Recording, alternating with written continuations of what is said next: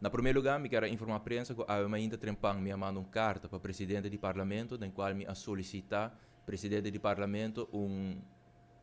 fecha e horário do qual me por bem parlamento e informar parlamento de tour e acontecimento não para o que trata de helicóptero de polícia for de início de a hora aqui. Maneira de conhecer, abril 2019, Land Aruba afirma acordo com a companhia SADI para o que trata o listamento de helicóptero e essa que a cana segundo procedura normal e a base de conselho que o ministro de tempo a receber para o que trata essa aqui. É contrato que dura 5 anos, dus abril 2024 essa aqui está vence, então eu como país nós vamos vai explorar que é opção não cutim e que é o seguinte passo não que nós vai tomar. Para o que trata é acontecimento não que vai antecipar adiante de fim de semana, para o seguinte, a informação não aqui e acaba toda circular for de início de 2022. E na momento é mês hora, segundo o contrato que tem com a companhia aqui, como país Aruba, nós acercar a companhia aqui para o se não cumpre com todo o requisito que tem ancrado em contrato. Sobre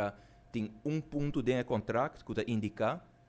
que mirando com a companhia aqui está deal com a autoridade policial que na Aruba, na todo momento, na mesma maneira de vista em good standing, para o que trata na comportação fiscal, na comportação judicial também. Então, no momento que no início de 2022 a informação aqui toda circular, que a pessoa em questão não está buscar, do a autoridade americana, nós acercar a companhia e nós fazemos due diligence mesura e emitir toda a documentação para o que trata essa aqui, para me por mostrar parlamento.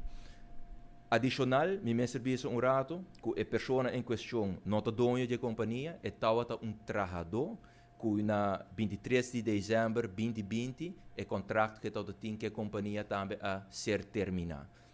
Assim, nós vamos informar a companhia adicionalmente também, no momento que nós acercamos para o WAC, se não está em good standing, nós damos toda a documentação do Ministério de Defesa de Colômbia, também da Fiscalia de Colômbia, pois nós podemos concluir que no momento que nós fazemos a due diligence,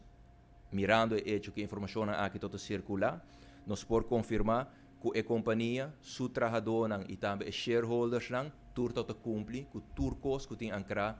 em contrato. Pois diz para fazer vez mais, a pessoa em questão não é dono, não é shareholder, é trabalhador, é commercial manager para exato, e não afirma nenhum acordo com o país Aruba, essa aqui agora firmado é dono, que tem autoridade para firma, e para o que trata é representante, é dono, e também é trabalhador de companhia aqui está em good standing, para o que trata tur e ponto que tem ancrado em contrato.